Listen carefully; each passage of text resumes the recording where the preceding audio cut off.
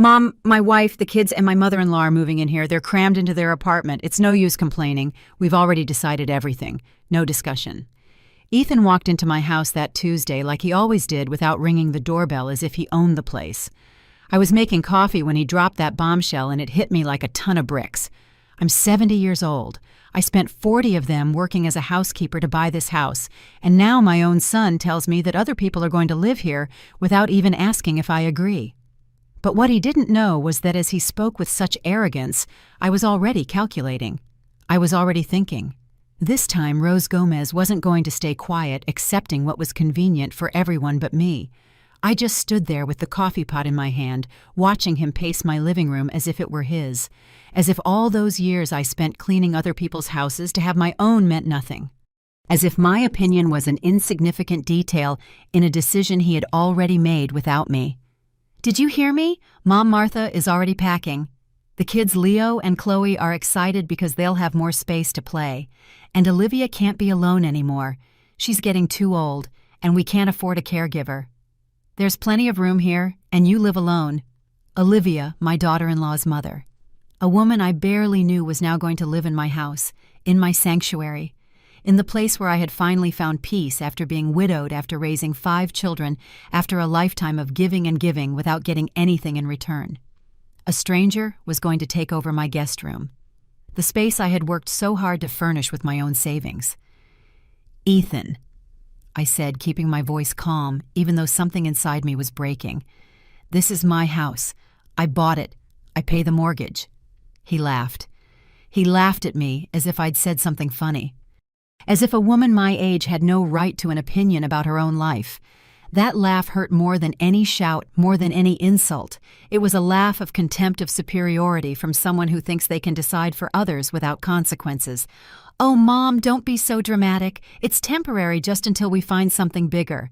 Besides, having company will do you good. At your age, you shouldn't live alone. What if something happens to you and nobody finds out at my age?" There it was again, that phrase my children used when they wanted to manipulate me. As if turning 70 had made me incompetent. As if my life experience was worthless compared to the hasty decisions of a 40-year-old man who couldn't even provide a decent place for his own family. As if I hadn't proven for 7 decades that I knew how to take care of myself perfectly well. The truth is, I was better off living alone than when I was married. I could watch my favorite shows without anyone changing the channel. I could cook whatever I wanted. I could invite my friends over whenever I felt like it. I had learned to use a smartphone. I had my WhatsApp group with the neighborhood ladies I went for a walk in the park every morning. I didn't need anyone to take care of me.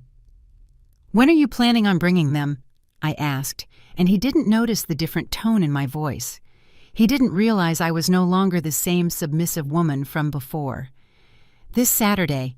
Martha has everything ready. The kids will use your sewing room. You'll see you're going to love having them around.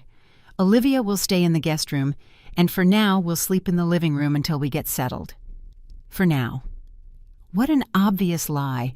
I knew Martha well enough to know that once she set foot in here, she would never leave. I knew Ethan well enough to know that his temporary solutions became permanent burdens that I had to bear in silence. I had seen him do the same thing with his older sister when she needed a place to stay for a few days, and ended up living there for 2 years. My sewing room. That space I had turned into my personal sanctuary, where I had my sewing machine, my fabrics, my projects, where I took refuge when I needed peace. Now it was going to be the bedroom for 2 children who were not to blame for anything, but who were going to destroy my tranquility. As he continued to explain how he was going to rearrange my house, how they were going to distribute my spaces, how I was going to adapt to his new normal, I felt something deep move within me. It wasn't anger. It wasn't sadness. It was something more powerful. Determination. A strength I hadn't felt in years when I thought I had lost with age. I had been the mother who always said yes, the one who sacrificed for everyone, the one who put others' needs before her own, the one who worked double shifts so her children could get an education, the one who went years without buying new clothes so she could save up and buy this house. But at 70 years old in my own house with my own rules, I was no longer going to be that woman. "Okay, Ethan," I finally said, and I saw him relax, thinking he had won. "Bring them on Saturday." He smiled, satisfied, gave me a kiss on the forehead, as if I were a good little girl who had obeyed and left, leaving a trail of that cheap cologne he always wore. He left thinking he had solved his problems at my expense, as he had always done. He left believing that his mother was the same woman as always, the one who never complained, the one who always found a way to make things work. But he didn't know that Rose Gomez already had other plans. He didn't know that while he was celebrating his victory, I was already mapping out my strategy. He didn't know that this time, for the first time in 70 years, I was going to play by my own rules. He didn't know he had awakened something in me that had been dormant for far too long. I picked up my phone and dialed the number of Sharon, my friend from the walking group. I needed to talk to someone who would understand, who knew what it meant to fight for your own space after giving everything for others for so long. Sharon, it's Rose. Can you come over early tomorrow? I need to talk to you about something very important. I didn't sleep that night. I stayed awake thinking about every detail, every move I had to make. Ethan thought he knew me, that he knew exactly how I would react.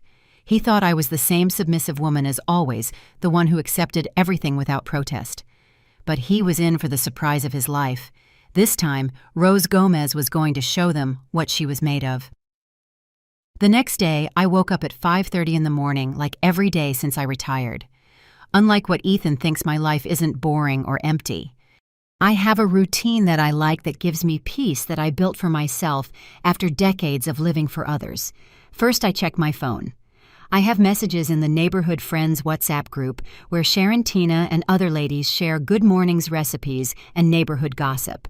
I also have notifications from Facebook where I see photos of my grandchildren who live far away, the ones who actually value me and send me videos telling me they love me.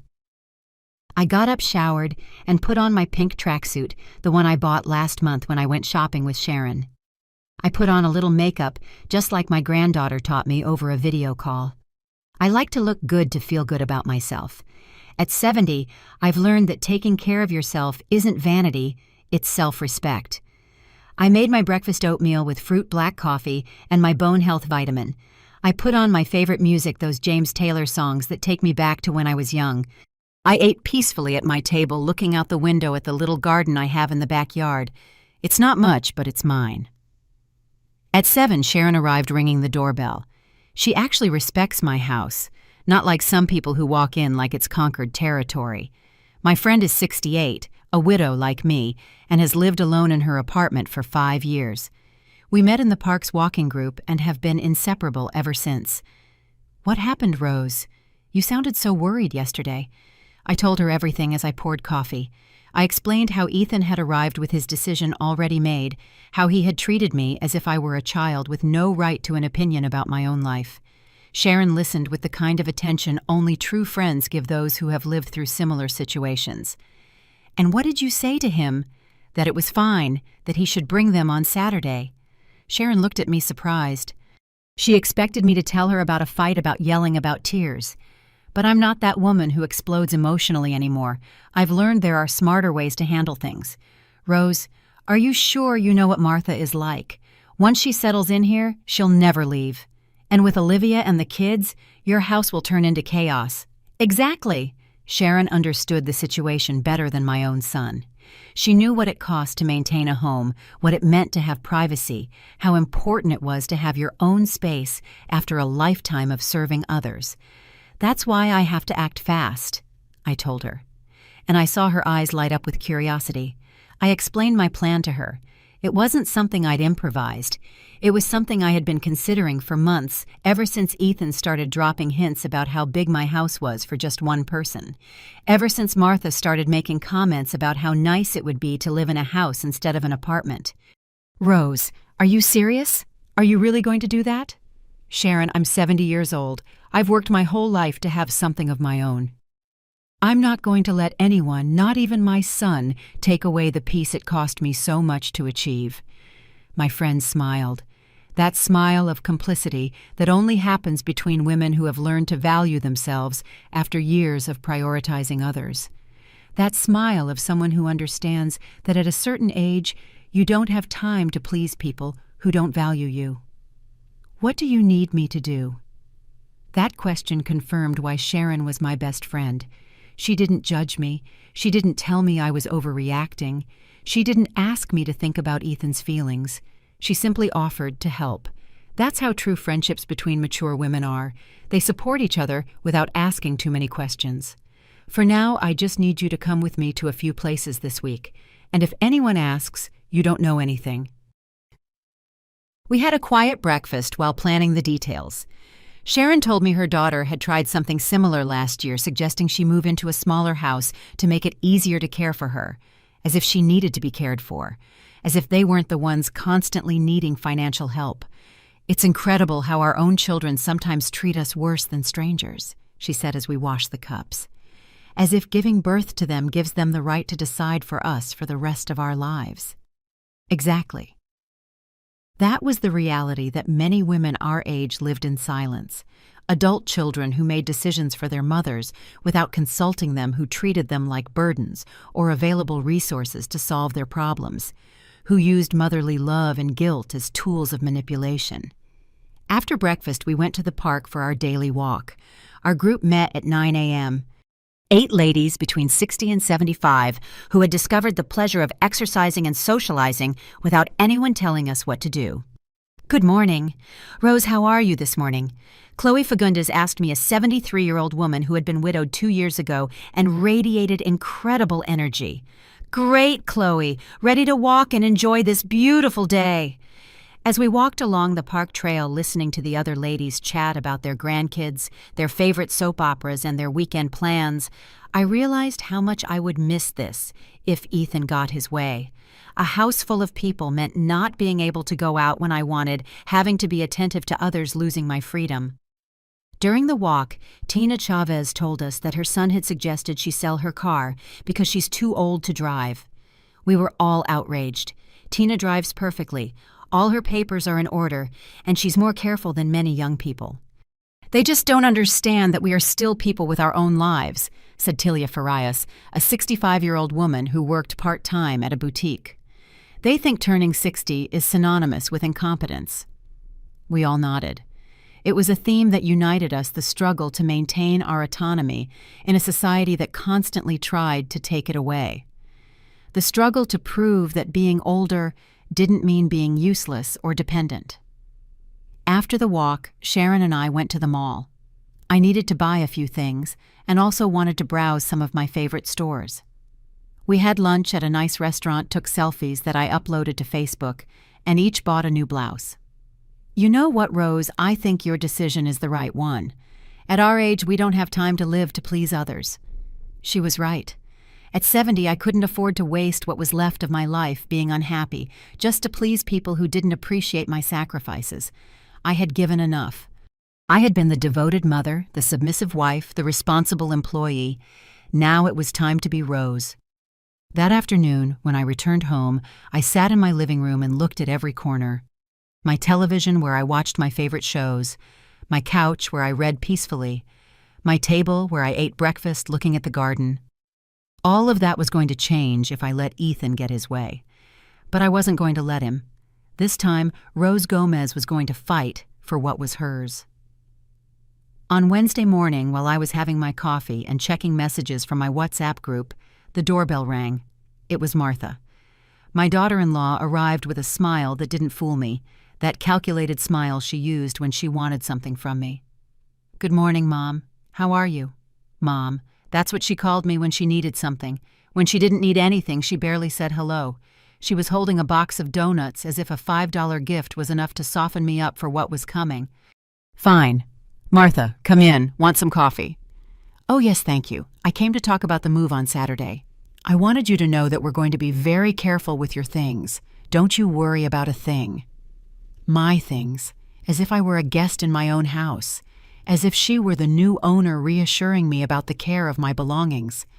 But I kept my cool, smiled, and served her coffee in my nicest cup. So, you have everything ready? I asked, as I sat across from her at my dining table. Yes, almost everything is packed. The kids are super excited. Leo asks me every day when we're moving here, and Chloe has already picked which bed she wants in the sewing room. The sewing room, my sacred space.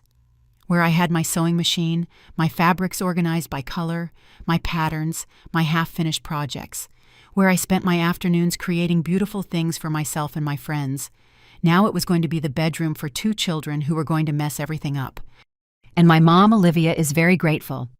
You know, she can't live alone anymore. She forgets things. Sometimes she doesn't remember to take her medicine. She'll be better cared for here. There was the emotional manipulation, presenting the invasion of my home as an act of charity, as if I were responsible for the well-being of a woman I barely even knew, as if refusing this imposition would make me a cruel and heartless person. And where will you two be sleeping? For now, in the living room on a sofa bed we're bringing. But don't worry, we'll be very tidy. And Ethan already talked to a contact to see if we can get something bigger soon. Soon. Another lie. They had been living in that 2-bedroom apartment for 3 years because they couldn't afford anything better. Ethan worked as a rideshare driver and Martha in a clothing store, both with unstable incomes. They weren't going to get anything bigger. They were going to stay in my house indefinitely. Mom, I also wanted to tell you that we're going to help with the expenses. Don't you worry about that. Help with the expenses. How generous they were going to help pay for the electricity, water, and gas in a house that wasn't theirs, as if they were doing me a favor. As if the fact that 4 more people were living here wouldn't double or triple all the bills. How much are you planning to contribute? The question caught her by surprise. She didn't expect me to be so direct. She shifted uncomfortably in her chair and looked down. Well, we were thinking, whatever we can. You know how tough things are for everyone right now. Of course. Whatever they could. That meant they would give the bare minimum. When they could, if they could. Meanwhile, I would be stuck with all the expenses of supporting a family of 5. Martha, can I ask you something? Yes, of course. Did you two ask me if I wanted you to come live here? The question completely threw her. She got nervous, started fiddling with her napkin, and avoided my gaze. It was obvious they hadn't considered my opinion important in a decision that was going to completely change my life. Well, Mom, it's just that Ethan said you were okay with it, that you thought it would be nice to have company. He told you that? Yes, he told me you were very happy with the idea, that you were feeling very lonely here. Lies. Ethan had lied to her so she wouldn't feel guilty about the invasion. He had told her I was happy with the situation so she could sleep soundly knowing they were using me. Martha, I'm not lonely. I have my friends, my activities, my routine. This house isn't too big for me. It's perfect for me. I saw her face change. For the first time since she arrived, her confidence crumbled. She realized that maybe things weren't as Ethan had told her. But Ethan said a lot of things that aren't true. He told you he asked me if I agreed. He told you we discussed the terms. He told you I accepted voluntarily. Each question was like a slap of reality. Martha was realizing that she had been an accomplice to something that wasn't right, that she had participated in a decision made without considering my feelings. Mom, we thought you didn't think about me at all. You thought about solving your space problem and decided I was the solution. She fell silent. For the first time in 5 years of being my daughter-in-law, Martha was speechless. For the first time, she realized that maybe they had made a mistake. You don't want us to come. What do you think, Martha? Would you want 4 people to show up at your house without asking if you agreed? She didn't answer me.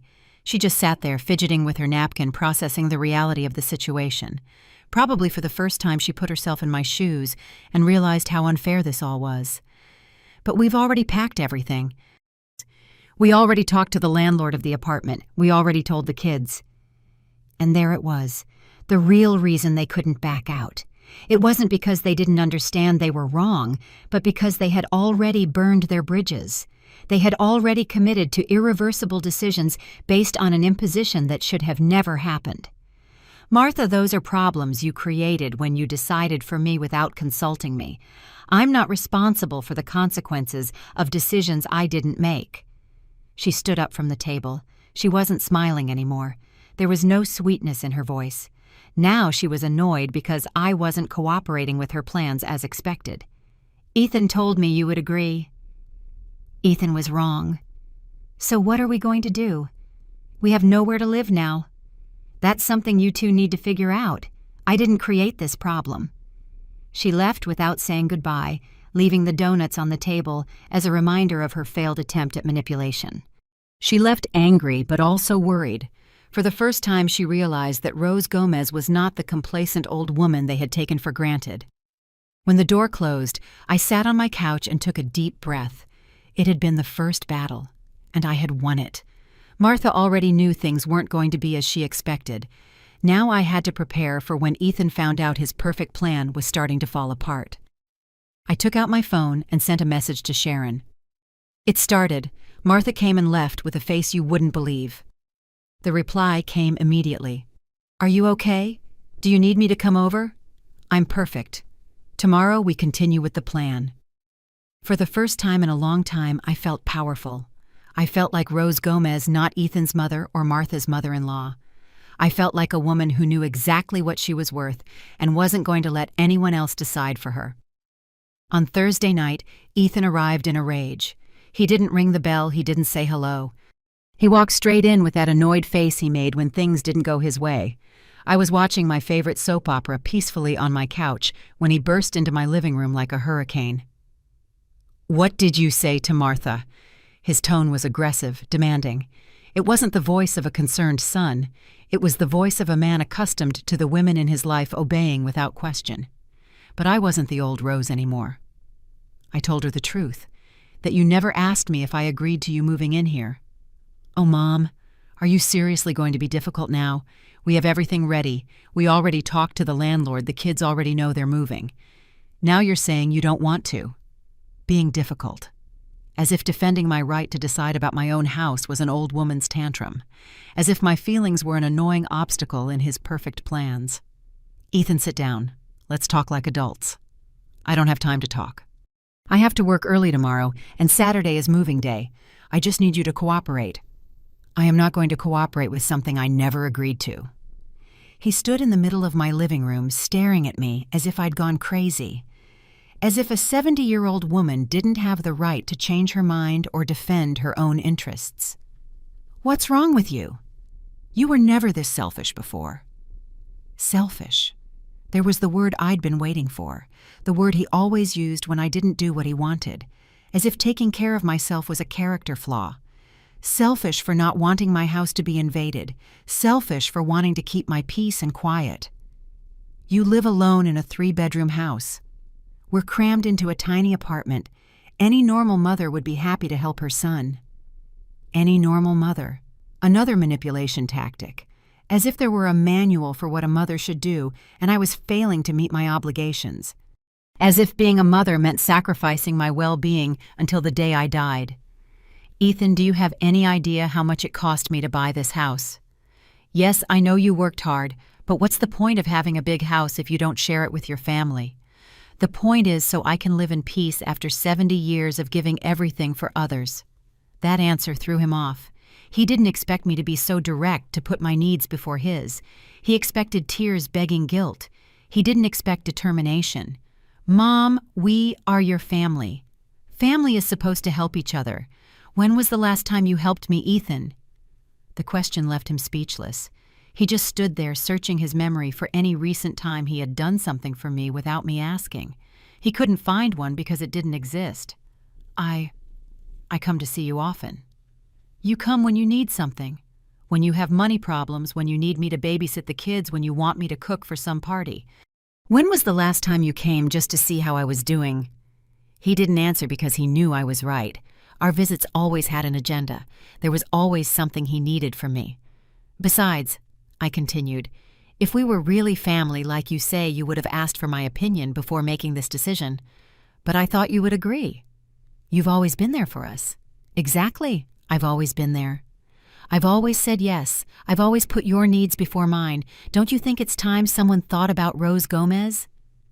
He saw something different in my eyes, something he hadn't seen before, a firmness he didn't expect to find, a Rose who could no longer be manipulated with guilt or emotional blackmail. "But Mom, what are we going to do? We don't have the apartment anymore." "That's your problem. I didn't make that decision. You can't be so cruel." Cruel. Another word loaded with manipulation, as if defending myself was cruelty, as if setting boundaries was malicious. "You know what's cruel, Ethan?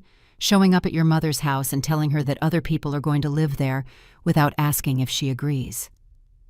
That's cruel." He finally sat on the sofa, but not to talk. He sat down because he needed to think about how to solve the problem he himself had created. "Martha is crying.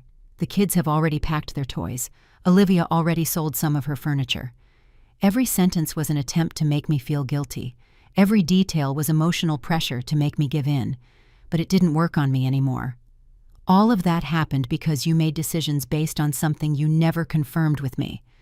You're seriously not going to let us come? You are not coming." The answer was sharp, final. There was no room for negotiation, no space for pleading. For the first time in my life, I had set a firm boundary with my son. He stood up, angry, pacing the living room like a caged animal, running his hands through his hair. He was desperate because his perfect plan had fallen apart. "What if we pay rent? What if we contribute to all the expenses?" "No." "What if it's just temporary, just until we find something?" "No." "What if we promise not to bother you to respect your space?" "No." Every no was like a stab to his male pride.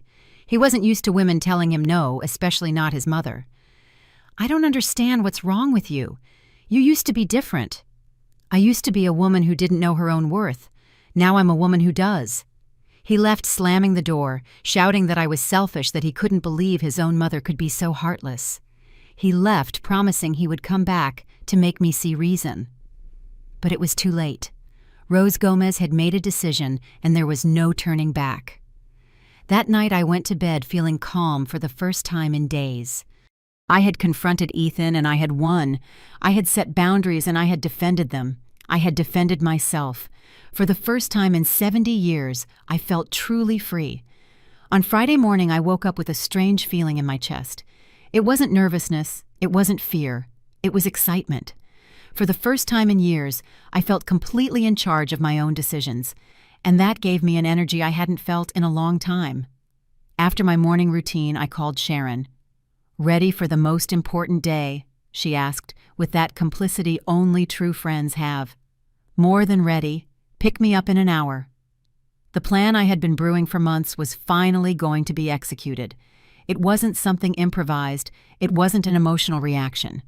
It was a strategic decision I had been considering ever since Ethan started dropping hints about how big my house was for just one person. Sharon arrived on time in her white sedan. The car her son had also suggested she sell because she was too old to drive. Like me, she had completely ignored that absurd suggestion. "Nervous?" she asked as I got in the car. "Not at all. On the contrary, I feel more confident than ever." Our first destination was the bank. For years I had been saving in an account Ethan didn't know about, an account where I deposited money every month since I retired. It wasn't a huge amount, but it was enough for what I had planned. "Good morning, Mrs. Gomez." The manager greeted us when we arrived. "How can we help you today?"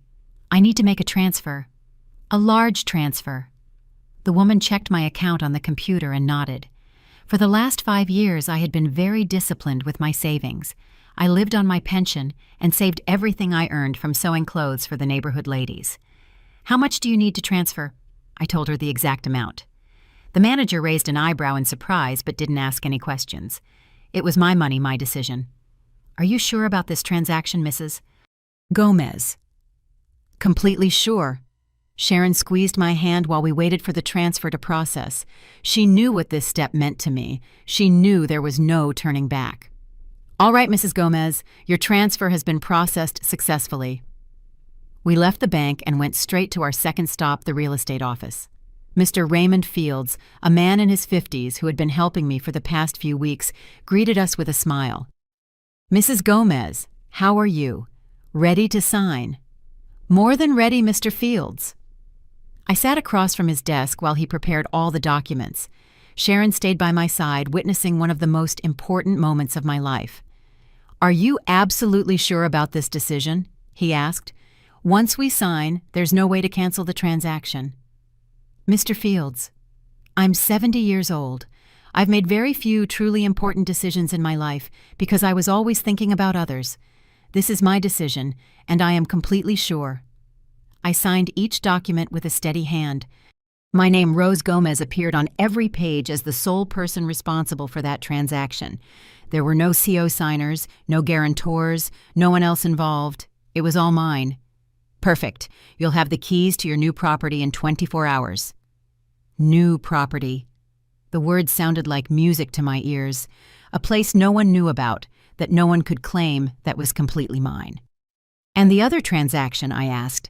That's also being processed. The buyers are very excited. It's a beautiful house in a great location. We had no trouble finding interested parties. Sharon looked at me with admiration. She knew how difficult it had been to make this decision, how brave it was to do something like this at 70. We left the real estate office and went to a nice restaurant downtown for lunch. I needed to celebrate. I needed to feel like I was doing something special for myself. Rose, how do you feel? I feel free. Sharon, for the first time in my life, I feel completely free. And while we ate, we went over every detail of the plan. Everything was calculated, everything was planned. There was no room for improvisation or turning back. What if Ethan gets really aggressive when he finds out? Let him get as aggressive as he wants. It's not my problem anymore. That answer surprised even me. For years, I had lived worrying about my children's reactions, trying to avoid conflict, sacrificing my own peace to maintain family harmony. But not anymore. When are you going to tell them? Tomorrow, when they show up with all their stuff. Sharon smiled. She knew it was going to be a memorable moment. A moment when Rose Gomez would finally show them what she was made of. After lunch, we went to my house so I could pack a few important things. Not much, just the essentials. The clothes I liked best, my documents, some photos of my grandchildren, my jewelry, my sewing machine. Aren't you sad to leave this house? Sharon asked as I folded my favorite dresses. This house was my dream for 40 years. But now that I have it, I realize the dream wasn't the house. The dream was having a place of my own where no one could decide for me. Exactly. The house had been the symbol of my independence, but it wasn't independence itself. Independence was the ability to decide to choose to say no when necessary. As I was packing, my phone rang. It was Ethan. Mom, we need to talk. We already talked yesterday. No, we need to talk seriously. Come over here or I'm going over there. There's nothing more to talk about, Ethan. Mom, please. The kids are crying. Martha didn't sleep all night. Olivia already sold her furniture. You can't do this to us. Do this to them. As if I were the one responsible for the problem they had created with their unilateral decisions. Ethan, what you do with your lives is not my responsibility. You're my mother. Mothers are supposed to help their children. And I did for 45 years. I've done my part. I hung up the phone. There was no point in continuing a conversation that was just going in circles. Ethan still thought he could manipulate me with guilt, but that Rose no longer existed. Sharon helped me carry the boxes to her car. There weren't many things, but they were the important ones. The rest would stay with the house. Where are we going to keep these? At your place, if you don't mind, just for tonight. Of course I don't mind. I love being part of your revolution. Revolution. What a perfect word. Because that's exactly what I was doing, revolutionizing my own life. That night I had dinner at Sharon's house. We cooked together, watched a movie, talked about our plans for the coming weeks. For the first time in a long time, I wasn't worried about what others needed from me. Tomorrow is going to be a very interesting day, Sharon told me before I went to sleep. Tomorrow is going to be the first day of the rest of my life. And she was right. Tomorrow, Rose Gomez would be born again. Saturday arrived with a brilliant sun that seemed to light the way to my new life. I got up early, got ready with special care, and returned to my house to await the show that was about to begin. At 9 a.m, the first moving truck arrived. Ethan was driving, followed by Martha in her car with the kids and Olivia. Behind them was another vehicle with more relatives who had come to help with the move. I saw them get out with the energy of someone who is sure everything will go according to plan. Ethan directed the movers as if he were the owner of the house. Martha organized the boxes. By priority, the children ran excitedly towards the door. I went out to greet them with a calm that surprised even me. There were no nerves, no doubts, just a deep tranquility of someone who knows exactly what they are going to do. "Good morning," I said from the entrance of the house. "Good morning, Mom. We're here." "The guys are going to start unloading. Can you open the door wide so everything can fit?" "That won't be necessary, Ethan." He stopped in his tracks. The movers stood waiting for instructions. Martha looked up from the boxes she was organizing. "What do you mean it won't be necessary? You're not bringing anything into this house." The silence that followed was deafening. Everyone froze, processing what I had just said.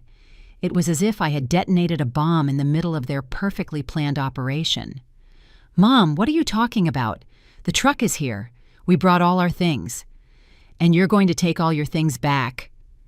Ethan approached me with that face he made when he thought he could intimidate me, but I wasn't the same woman anymore. "Are you crazy? Do you know how much the truck cost us? Do you know everything we had to do to organize this? That's not my problem, Ethan. I never asked you to organize anything." Martha approached with the children holding her hands. Leo and Chloe looked at me confused, not understanding why Grandma wouldn't let them into what was supposed to be their new house. "Mom, what's going on? The kids want to see their rooms." "There are no rooms for you here, Martha." Olivia, who had remained silent in the car until that moment, got out leaning on her cane. She was a 75-year-old woman, thin and frail, who obviously had no idea what was happening. "Where is my room?" she asked in a weak voice. "There is no room for you here, ma'am." I answered respectfully but firmly. It was as if I had slapped the entire family. Ethan turned red with anger. Martha started to cry. The children clung to their mother, scared. "Mom, you can't do this to us. We have nowhere else to live." "That is a problem you created when you made decisions without consulting me." "But we're your family." "A family that doesn't respect me isn't a family. It's people who use me." The movers were still standing by the truck waiting for orders. The situation was becoming uncomfortable for everyone present. "Sir," one of the movers asked Ethan, "do we unload the things or not?" "Of course you unload them. She's my mother. She'll get over her tantrum." "I'm not getting over anything," I said, addressing the workers directly. "This is my house, I pay the mortgage, and I decide who comes in. You are not unloading anything." One of the movers, an older man who had obviously seen similar family situations, nodded in understanding. "We're sorry, sir, but if the lady says it's her house and she doesn't want us to unload, there's nothing we can do." Ethan completely lost control. He started shouting that I was crazy, that he couldn't believe his own mother was so cruel, that he was going to prove I wasn't in my right mind. "I'm going to talk to a lawyer. I'm going to prove you're senile and can't make decisions." "Perfect, Ethan, do that. In the meantime, get your truck out of my driveway." Martha approached me, her eyes full of tears, holding Chloe, who had started to cry. "Mom, please think about the children. It's not their fault." "Where are we going to sleep tonight?" It was the last attempt at emotional manipulation, using the children as a shield, as if I were responsible for their parents' irresponsible decisions. The children aren't to blame, but neither am I. Their parents should have thought about them before making decisions without a plan B. "You can't be so heartless," Ethan shouted. "Heartless, you know what's heartless, Ethan. Showing up at your mother's house and telling her other people are going to live there without asking if she agrees. That's heartless." The argument was attracting the neighbors' attention. Mrs. Carmen from next door had come out to water her plants, but she was obviously listening to everything. Mr. Julio was peeking through his window, not hiding his curiosity at all. "Mom, please let's talk inside. You're making a scene." "There's nothing to talk about inside, because you are not coming in." Just then, Sharon arrived in her car. She had planned to come to give me moral support during this difficult moment. She got out and walked towards us with that dignity that characterized women of our generation. "Good morning, Rose. Is everything all right?" "Everything is perfectly fine, Sharon. They were just leaving." Ethan looked at her with contempt. He had always thought my friends put strange ideas in my head, as if I weren't capable of thinking for myself. "You're also to blame for this," he said to Sharon. "You probably put these crazy ideas in her head." "Young man," Sharon replied with impressive calm, "your mother doesn't need anyone to put ideas in her head. She is an intelligent woman who knows perfectly well what she's doing." "This isn't over," Ethan shouted as he led his family back to the cars. "I'll be back with a lawyer." "I'll prove you're not in your right mind." "When you come back with your lawyer," I shouted as he walked away, "make sure you also bring the documents that prove this house is yours, because I have all of mine." They left as they had arrived, but with the boxes still in the truck and with a humiliation they had never experienced. They left knowing that Rose Gomez was no longer the woman they thought they knew. When the last car disappeared around the corner, Sharon hugged me. "How do you feel?" "I feel free, Sharon. For the first time in 70 years, I feel completely free." And it was true. I had stood up to my family. I had set boundaries. I had defended my rights. I had shown that Rose Gomez was much stronger than everyone thought. But this was only the beginning. The best was yet to come. All Saturday afternoon, my phone didn't stop ringing. Calls from Ethan, texts from Martha, even calls from relatives I didn't even know had my number, all with the same goal, to make me change my mind. The first call was from my sister Tina, who lives out of state and had obviously received a very distorted version of the events. "Rose, is it true you kicked Ethan and his family out? What's wrong with you? That boy is desperate." "Tina, I didn't kick anyone out. I simply didn't allow them to enter my house without my permission." "But he's your son, Rose. Sons can always count on their mothers." "Sons can count on their mothers, but they can't decide for them." My sister didn't understand. For her, like for many women of our generation, being a mother meant being eternally available to solve her children's problems regardless of the personal cost. Where are they going to live? Where are the children going to sleep tonight? That's something Ethan needs to solve. He created this problem. "Rose, don't be so harsh. Help them even if it's just temporarily." "No." "Tina, I've helped enough for 45 years. I hung up and turned off my phone. There was no point in listening to the same arguments over and over. The entire family had decided I was the villain of the story, the cruel mother who had abandoned her son in his time of need. Sharon stayed with me all afternoon. We cooked together, watched TV, talked about everything except the family drama. I needed normalcy. I needed to remember that there was a world beyond Ethan's problems. But at 7 in the evening, everything changed. They arrived again, but this time they weren't alone. Ethan brought John Chavez, his godfather, a 60-year-old man who had always acted as a mediator in family conflicts. "Good evening, Rose." John greeted me with that deliberate voice he used when he wanted to sound wise. "Can we come in and talk?" "Good evening, John." "Of course, come in." They entered my living room as if it were a diplomatic negotiation.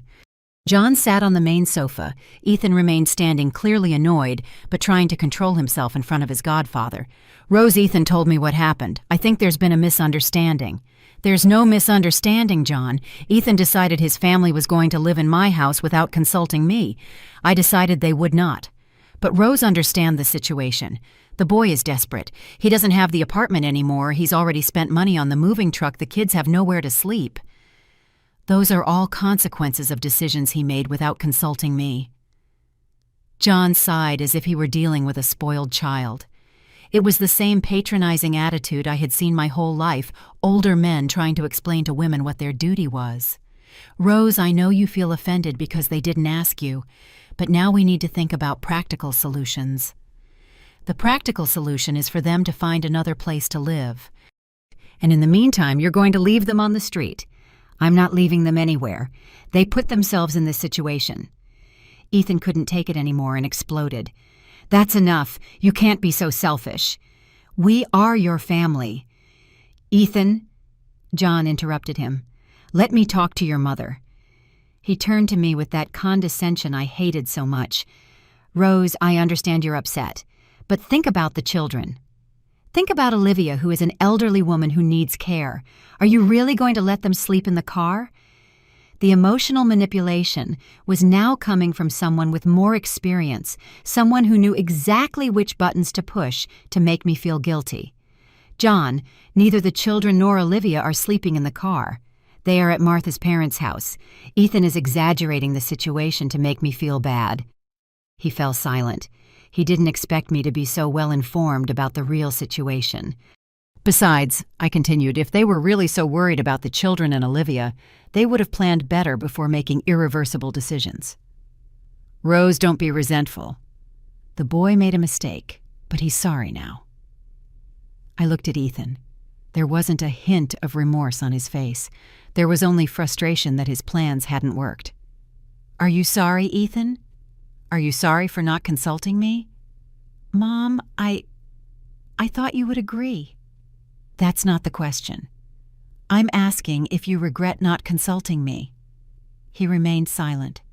He couldn't admit he was wrong because that would mean accepting that I had rights he had ignored. The problem isn't whether you thought I would agree. The problem is that you made a decision about my life without including me in the conversation. John tried another strategy. Rose, what do you need to reconsider? Do you want them to pay rent? Do you want to set specific rules? I don't want anything, John. I just want them to respect my decision. And what is your final decision? That they are not going to live in my house. Ethan stood up furious. Fine, I get it. You'd rather live alone in your big house than help your own family. I'd rather live with dignity than be a slave in my own house. No one was going to make you a slave. No. Who was going to cook for 5 more people? Who was going to clean up after you? Who was going to take care of Olivia when she got sick? Who was going to pay the electricity, water, and gas that 5 more people would consume? He didn't answer because he knew the answer was me. Rose Gomez was going to carry the entire burden while they sorted out their lives. Besides, I added, if it were really temporary, like you said, you could rent a small place for a few months, but we know it's not temporary. We know that once you're here, you would never leave. John realized he had lost. There was no argument he could use to convince me, because all my points were valid. Rose, I hope you don't regret this decision. I've regretted not making decisions for years. I'm not going to regret starting to make them. They left more quietly than they had arrived. John, accustomed to resolving family conflicts with his patriarchal wisdom, had been defeated by a 70-year-old woman who simply knew her worth. Ethan left without saying goodbye, but before he walked out, he yelled at me from the door. Don't forget that one day you'll be old and sick, and you'll need someone to take care of you. When that day comes, I replied without losing my composure, I'll hire someone to take care of me with respect, not someone who sees me as a burden. That night after Sharon left, I sat in my living room and felt a peace I hadn't experienced in years. I had resisted all attempts at manipulation. I had stood my ground despite family pressure. Rose Gomez had won this most important battle of her life, but the war wasn't over yet. On Sunday, I had an early breakfast because I had an important appointment. At 10 in the morning, Mr. Raymond Fields arrived with a folder full of documents and a smile that immediately put me at ease. Good morning, Mrs. Gomez. I'm here to give you the keys to your new property. The keys. I finally had the keys to my new life in my hands. A smaller but more modern house in a quiet subdivision where nobody knew me, where nobody had expectations about what Rose Gomez should or shouldn't do. And here are the documents for the sale of this property. Everything went perfectly, ma'am. The buyers are very happy. They've already deposited the full amount. I signed the last papers feeling a mix of nostalgia and excitement. This house had been my dream for 40 years, but now it had become a battlefield. It was time to let it go. When do you need to hand over the property? Today, if possible. The buyers want to move in this week. Perfect. There was no time for regrets or doubts. Sharon arrived with her car just as the lawyer was leaving. We had arranged to pick up my things and officially move me into my new life. Ready for the big change? She asked as we loaded the last boxes. More than ready, Sharon. I feel like I'm starting a new life. As we were putting my belongings in the car, Mrs. Carmen, my longtime neighbor, came over. She had been a good, respectful, and discreet neighbor, but she was obviously curious about everything that had happened. Rose, is it true you're leaving? Yes, Carmen, I'm moving today. And was all this because of the fight with Ethan? It wasn't a fight, Carmen. It was my decision. She looked at me with that expression I knew well, that of someone who didn't understand how a mother could choose her own well-being over her children's needs. Don't you feel bad leaving the house where you lived for so many years? I feel worse for having wasted so many years not truly living. She didn't understand my answer, but she wished me luck and said goodbye with that formality people use when they don't approve of your decisions, but don't dare say it to your face. We were finishing loading when Ethan arrived. He was alone without Martha, or the kids, with a face that mixed anger and desperation. What's going on here? Why are you loading your things? I'm moving, Ethan. You're moving to where? To my new house. He stood on the sidewalk as if he had been physically struck. He didn't expect this. He expected that after a few days of my tantrum, I would give in and open the doors of my house to them. You bought another house with what money? With my money, Ethan. The money I saved for years. And this house, I sold it. The impact was immediate. He turned pale, started to tremble, and had to lean on the car to keep from falling. You sold the house. You sold our house. I sold my house, Ethan. It was never ours. But it was the family house. It was where we were going to raise the grandkids. It was our inheritance. There was the truth. He didn't care about my well-being. He wasn't worried about my happiness. He was hurt about losing the inheritance he had already taken for granted. Your inheritance is the education I gave you, the values I taught you, the opportunities I gave you to become a man. I bought this house for myself. Mom, you can't do this. Undo the sale. Talk to the buyers. It's already done, Ethan. The documents are signed. The money is in the bank. He sat on the curb and started crying like a child. He wasn't crying for me. He wasn't crying for our relationship. He was crying for the money he had lost for the house he was no longer going to inherit. Where are we going to live? Where are my children going to sleep? That's something you have to figure out like any other adult man. Sharon finished closing the trunk and gave me a sign that it was time to go. There was nothing more to do here.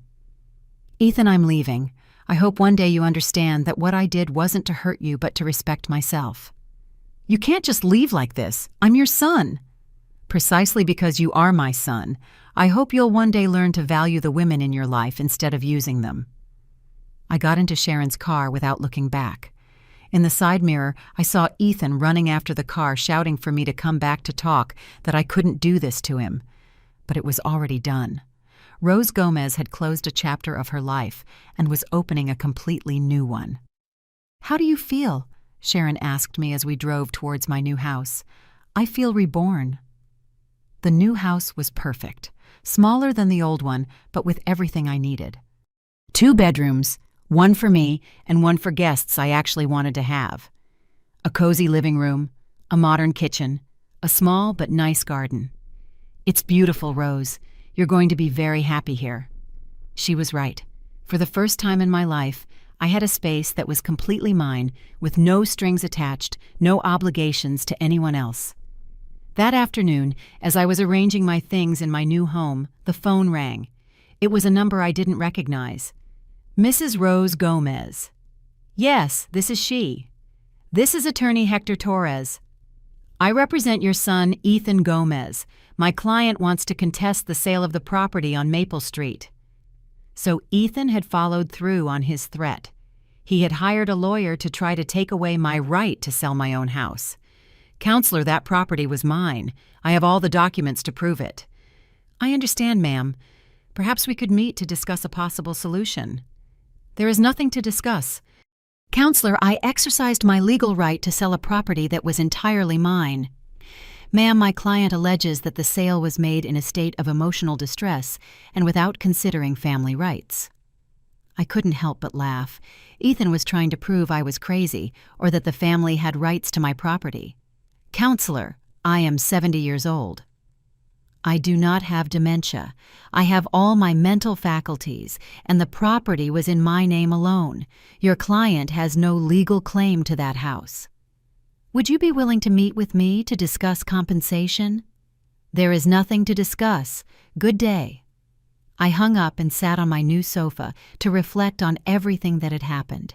Ethan wasn't going to give up easily. He would keep pushing, threatening, trying to make me feel guilty. But I didn't care anymore. Rose Gomez had made the most important decision of her life, and there was no going back. 3 months after moving into my new house, my life had completely changed. I woke up every morning without the weight of others' expectations, without the pressure of having to please anyone else. My morning routine was still the same. A quiet breakfast, looking at my little garden, checking messages in the WhatsApp group with my friends. But now, everything had a different flavor. It was the taste of true freedom. Sharon came to visit me every Tuesday and Thursday. We had formed a sisterhood of mature women who supported each other. I had also met my new neighbors, Chloe Fagundes, a 72-year-old widow who taught knitting classes, and Olivia Chavez, a 68-year-old woman who had opened a small baking business from her home. "You know what I love most about living here," I told Sharon as we had coffee in my new kitchen. That nobody knows me as Ethan's mom or Martha's mother-in-law. Here I'm simply Rose Gomez. My new identity had blossomed in ways I hadn't expected. I had enrolled in a painting workshop at the community center. I had rediscovered my passion for sewing. But now, creating things for myself, I had learned to use my smartphone better, and had even opened an Instagram account where I posted photos of my projects. The money from the sale of my old house had allowed me not only to buy the new property, but also to have a financial cushion that gave me peace of mind. For the first time in my life, I wasn't financially dependent on anyone, and that feeling was intoxicating. "Have you heard anything from Ethan?" Sharon asked me. "His lawyer called me 2 more times, but I don't answer anymore. Tina told me they finally found a larger apartment to rent." Life had moved on for everyone. Ethan had had to face the consequences of his rash decisions, but he had finally solved his housing situation without needing to invade his mother's house. "Don't you miss them?" It was a question I often asked myself. Did I miss my family? Did I miss the noise of the children, the conversations at the table, the feeling of being needed? I missed the idea I had of them. I answered after thinking about it. I miss the illusion that they valued me. But I don't miss feeling used. That was the most honest truth I could give. For years I had confused being useful with being loved, being needed with being respected. One Sunday afternoon, while I was watering the plants in my garden, the doorbell rang. It was Leo, my 8-year-old grandson, accompanied by Chloe, my 6-year-old granddaughter. They were alone, which surprised me. "Grandma!" Leo shouted, running towards me. "Hello, my loves. What are you doing here? Where are your parents?" "Dad brought us, but he stayed in the car," Chloe explained. "He told us to tell you that he misses you a lot." Emotional manipulation using the children. Ethan had sunk to that level of desperation. "And do you miss me?" I asked, crouching down to their level. "Yes, Grandma. Why don't you live in the big house anymore?" "Because I bought a nicer house where I can be happier." "Can we see it?" "Of course." I let them in and showed them every corner of my new home. Their eyes lit up when they saw my sewing room perfectly organized with colorful fabrics and my machine running. "It's so pretty. Can you teach us to sew?" "Of course. When your parents give me permission, you can come on weekends and I'll teach you." We played for an hour. I made them their favorite cookies. We watched cartoons. We took selfies that I uploaded to my Instagram. These were genuine moments, without pressure, without a hidden agenda. When my phone rang, I knew it was Ethan asking about the kids. "Mom, are the kids there?" "Yes, they're here. Very happy, by the way." "We can come pick them up." "You can come, but only to pick them up. I'm not going to argue with you in front of them." 10 minutes later, Ethan and Martha arrived. They looked different, more tired, more serious. The financial pressures of supporting a family without external support had visibly affected them. "Hi, Mom." Ethan greeted me with a softer voice than last time. "Hello, Ethan." The children were very well behaved. Martha barely greeted me. She was still resentful about everything that had happened, probably blaming me for the difficulties they had faced. "Mom, can we talk for a moment? I already told you I won't discuss anything in front of the children. It's not to argue. I want to apologize." I definitely didn't see that coming. Ethan, my proud and stubborn son, was apologizing. "Kids, go play in the garden for a moment." When they left, Ethan sat on my new sofa and took a deep breath. Mom, these past few months have been very difficult. Not just because of the money, but because I realized that I never asked you what you wanted. And now you understand. Yes, now I understand that I made decisions about your life without considering your feelings, and I apologize for that. It was progress. It wasn't a full apology because he didn't mention the respect, the manipulation, or the legal threats, but it was a first step. And what do you expect from me, Ethan? I don't expect anything, Mom. I just wanted you to know that I was wrong. Martha remained silent, but I saw something in her eyes that could have been understanding. Maybe she too had realized that mothers were not unlimited resources for solving other people's problems. Ethan, I'm not your enemy. I never was. But I will no longer be the woman who says yes to everything without being asked how I feel about it. I understand. Do you really understand? Or are you just telling me what you think I want to hear? He thought before answering. That gave me hope. For the first time, he was truly reflecting on my words. I think I understand. And I think I'm scared to admit that my mom has a right to live her own life. It was the most honest statement I had heard from him in years. The children can come visit me whenever they want. They can stay on weekends if you need time for yourselves, but they will come as beloved guests, not as my obligation. Really, but on one condition, that you respect me the way you would respect anyone else who is helping you. He nodded with a humility I hadn't seen in him since he was a child. When they left, I stayed in my living room looking at the photos I had taken with my grandchildren. They were beautiful, innocent, full of life. It wasn't their fault their parents made the decisions they did. But now the relationship was going to be on my terms. I would no longer be the grandma who said yes to everything for fear of losing her grandchildren's affection. I would be the grandma who loved them enough to teach them that older women also deserve respect. That night before sleeping, I looked at myself in the mirror of my new bedroom. I saw a 70-year-old woman who had learned to value herself. I saw Rose Gomez whole free, the master of her own decisions. I got into bed knowing that the next day I would wake up in my house with my schedule, with my plans, with my life. Finally, after so many years, I was the one deciding who to take care of. And the first person I had decided to take care of was myself.